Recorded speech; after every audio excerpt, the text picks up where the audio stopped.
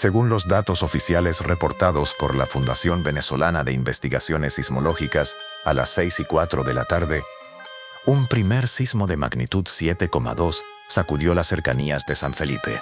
Apenas 60 segundos después, un segundo terremoto aún más fuerte, de magnitud 7,5 y a tan solo 10 kilómetros de profundidad, volvió a fracturar la tierra.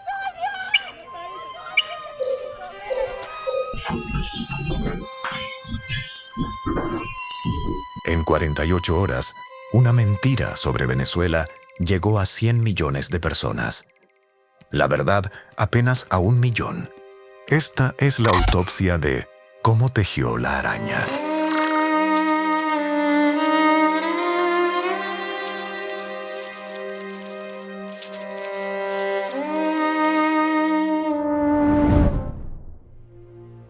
Afrontar un doble terremoto de esta escala sobrepasa a cualquier estado del mundo.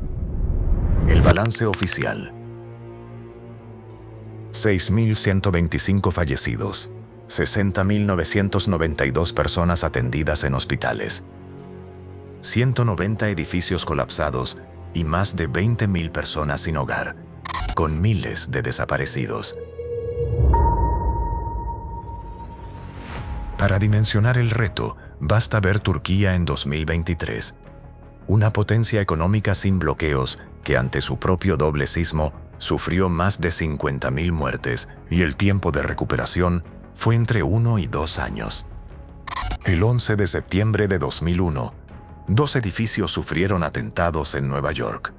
El gobierno de los Estados Unidos, con todos sus recursos, tardó 8 meses en remover los escombros y 13 años en reconstruir la zona. A la tragedia de la naturaleza le siguió una peor, la de quienes usaron los escombros ajenos como tarima para su beneficio propio. Presten atención de ahora en adelante a la siguiente palabra: abandono, ya que marcará la pauta del entramado de mentira que generan los medios que buscan beneficio propio. Ahora bien, el artículo 58 de la Constitución venezolana garantiza el derecho a recibir información oportuna, veraz e imparcial. Nos vamos a enfocar en 4 puntos clave. 1. El ecosistema mediático. 2. Los principales detonadores y amplificadores. 3. Métodos y alcance digital. Y 4. Contrastando narrativa y realidad. 2 terremotos diferentes. Mientras algunos medios aprovechaban la tragedia para hacer política, otros eligieron informar con responsabilidad, entrevistando expertos, mostrando los avances en los rescates y poniendo en el centro a las personas afectadas. 2 maneras de cubrir la misma historia. 2 propósitos muy distintos. Lo que ha ocurrido en Venezuela no es solo un terremoto, es la ineficiencia de un sistema político que no ha sabido responder a la emergencia. Es la ineficacia de un sistema que ha abandonado a sus ciudadanos a su suerte. Abandonado a sus ciudadanos a su suerte. 1. El ecosistema mediático. El detonante exacto. El doble terremoto. A partir de ahí, entramos en una ventana crítica de 48 horas. Apenas 5 horas después del sismo, cuando la tierra literalmente recién dejaba de temblar, la conversación mediática ya había girado hacia entrevistas, titulares y tuits políticos, dejando completamente de lado los datos vitales de emergencia. Pero Venezuela es un país que por culpa de un sistema político inútil no ha estado a la altura de responder con sus servicios de emergencia a esta catástrofe. De un sistema político inútil. Hola Idania, buenas tardes. En efecto, conversamos con el senador demócrata Tim Kaine, quien dijo a NTN 24 que está a través de un proyecto de ley impulsando una iniciativa para presionar a la administración de Donald Trump a que a su vez presione al régimen de Delcy Rodríguez para que se convoquen a unas elecciones libres y justas. Dijo que esto es una necesidad para los venezolanos. Vamos a la sección 2. Los principales detonadores y amplificadores. Todo empieza arriba, con grandes cadenas globales, los detonadores, específicamente NTN 24 y El País de España, amplificando a horas la narrativa de abandono por parte del Estado. Más de 10.000 publicaciones en apenas 48 horas. Gran parte de estas narrativas las deciden unos pocos grupos económicos. Desde la organización Ardila Lule NTN 24 hasta el grupo Prisa, relacionado a El País. En 2019, El País publicó un editorial afirmando que el gobierno de Nicolás Maduro había quemado los camiones de ayuda humanitaria en Cúcuta. La historia recorrió el mundo. El New York Times demostró que el fuego había sido provocado por un cóctel Molotov lanzado desde el bando contrario. El País tuvo que añadir una fe de errata a su publicación. ¿Cuántas personas vieron la corrección después de haber visto la acusación? El 24 de agosto de 2019, El País publicó que el rey Juan Carlos I había muerto. Era mentira. La operación había salido bien. Borraron la nota. Dijeron que era un borrador. Pero las capturas ya eran virales. ¿Hasta dónde está dispuesto a llegar un medio con tal de impactar a su propia audiencia? Y uno de sus fallos más conocidos fue: en 2013 puso en portada una foto falsa de Chávez agonizando. Tuvo que disculparse. ¿Por qué mintieron? Batacazo gráfico en la primera página del País. El diario madrileño se ha visto obligado a retirar miles de ejemplares del periódico porque abría con una supuesta fotografía de Hugo Chávez entubado en una cama de hospital. Pero la instantánea que compró una agencia venezolana era falsa y el rotativo tuvo que pedir perdón a los lectores. ¿Cuál era el jugoso negocio de Santillana? Entre 2004 y 2012, el Estado le aprobó a Santillana $25,5 millones a precio preferencial. El gobierno les vendía el dólar a 4 bolívares con 30. En la calle valía casi 24. Santillana recibía dólares 5 veces más barato y los vendían a precio paralelo para beneficiarse. Y aquí está lo importante. De esos $25,5 millones, casi 11 no fueron para traer nada. Ni libros, ni papel, ni tinta. En la lista aparecen en otra casilla otros conceptos. ¿A dónde fueron a parar esos 11 millones? Cuando El País ataca a Venezuela, no hace periodismo, defiende su bolsillo. De ahí, bajan a consultores y opinólogos. A estos los llamaremos los amplificadores, que son los que marcan el ritmo del discurso, apalancando la masificación de su narrativa en actores políticos con poder mediático como Carla Angola, Orlando Avendaño, Eduardo Menoni, Víctor Amaya, Esteban Gervasi y medios nacionales e internacionales como El Nacional, La Patilla, BPI, El Diario, EBTV Miami, donde todos llevan el mensaje con una clara coordinación. Su línea editorial: el supuesto abandono del Estado ante la tragedia del terremoto. El abandono, la corrupción, la falta de inversión tiene un impacto directo en las vidas humanas. Ahora pasamos a un nivel más abajo. Saturar de comentarios usando bots y trolls, lo que crea una falsa ilusión de consenso. El mensaje se amplifica con influencers en búsqueda de visitas para monetizar con la tragedia de un país. La narrativa usada fue la misma. Abandono del gobierno en La Guaira. Sabiendo que esto causaría en la población sentimientos de odio, frustración, zozobra y sobrereacción ante los representantes del Estado venezolano, así como de la misma manera generar impacto en redes con noticias falsas miserables, como lo fue la alerta de tsunami infundida horas después del terremoto. Pero atentos a esta información. Quien inicia este rumor fue Esteban Gervasi, que de forma irresponsable, una hora después del doble terremoto, compartió una publicación en X con un video falso. Mira cómo se recogió el mar, o sea, el mar estaba aquí. Mira ya. Mira cómo se está recogiendo. Vámonos. Nos estamos yendo. porque hay alerta de tsunami.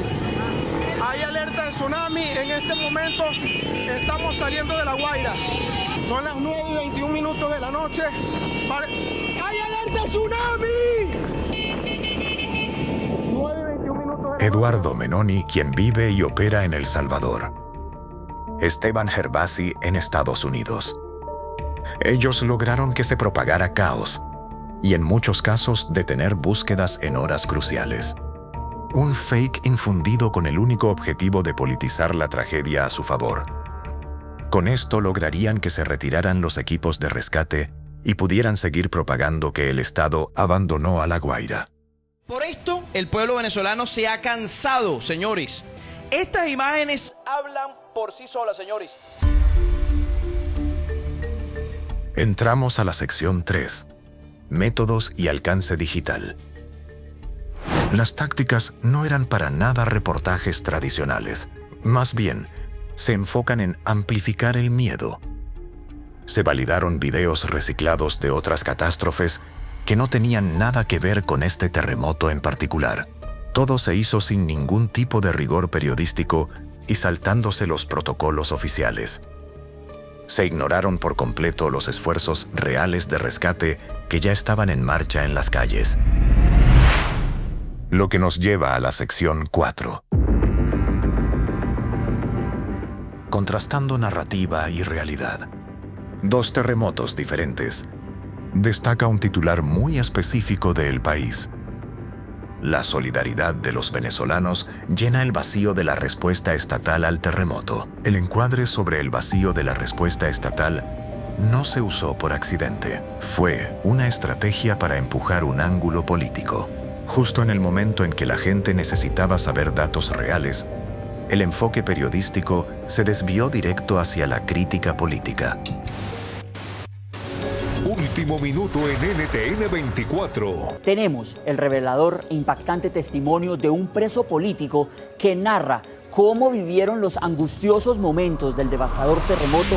Además, medios como NTN 24 en menos de 24 horas publicaron contenido politizando la tragedia. Una entrevista de un supuesto preso político a quien convenientemente ocultaron su identidad, usando el terremoto como excusa para hablar de temas políticos. Preso por preso, en las condiciones infrahumanas que viven. Los suministros normalmente no son nada buenos. Aquí se da un solo menú diario. La comida es arroz, sardina y una batata, por decir algo. ¿Verificaron esos medios si las personas que entrevistaron realmente estaban privadas de libertad? ¿Corroboraron la información antes de publicarla? ¿O simplemente la difundieron porque convenía a su relato?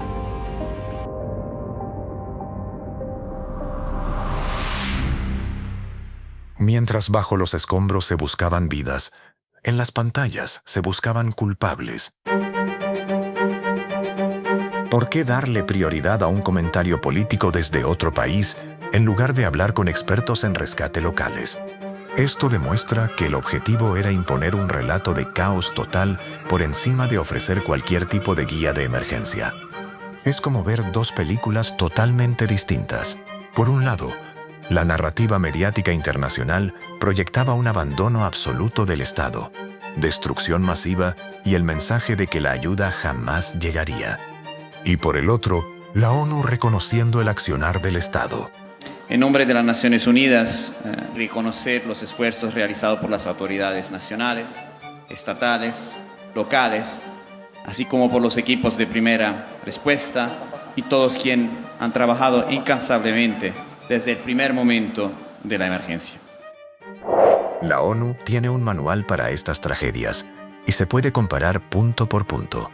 El protocolo INSARAG exige activación inmediata y un mando único desde el minuto cero. Y estamos en este momento declarando el estado de emergencia tal como lo contempla nuestra Constitución. Con el decreto 5364, activó el Comando Conjunto bajo una autoridad única.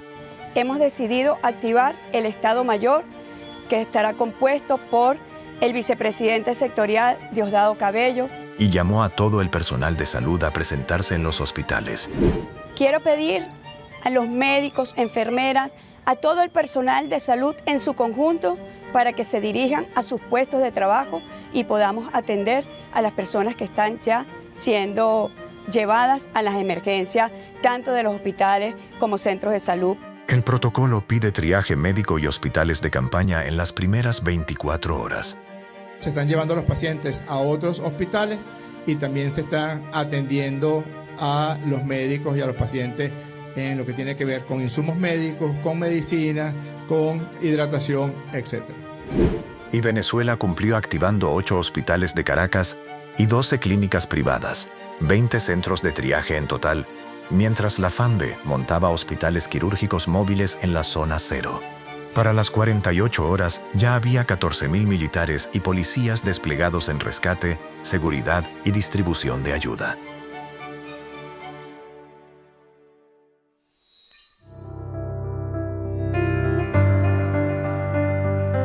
El protocolo ordena aceptar la ayuda internacional y coordinarla con la ONU, y Venezuela la solicitó como certifica la propia OCHA y recibió equipos de 29 países con 2.400 rescatistas y 188 perros de búsqueda que trabajaron coordinados con Naciones Unidas desde las primeras horas junto al gobierno, los militares y protección civil. Hasta Washington lo reconoció. El gobierno ha cumplido por completo, declaró el encargado de negocios de Estados Unidos sobre la respuesta humanitaria. Los reportes locales documentados mostraban una realidad diferente, una rápida movilización ciudadana y autoridades actuando de inmediato. Hablamos de ciudadanos organizándose y de policías y fuerzas armadas desplegándose al instante. Hospitales, aunque bastante llenos, estaban totalmente operativos recibiendo pacientes. Se dio la orden a clínicas privadas a atender a afectados.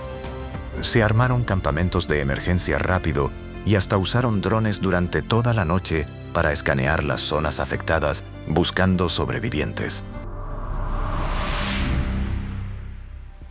Después de ver este desglose de cómo la información es cierta o no, es preocupante ver cómo estas redes estructuradas pueden dictar el entendimiento mundial de una tragedia casi sin filtros y llegar a 100 millones de personas en cuestión de horas. Nos queda una gran pregunta.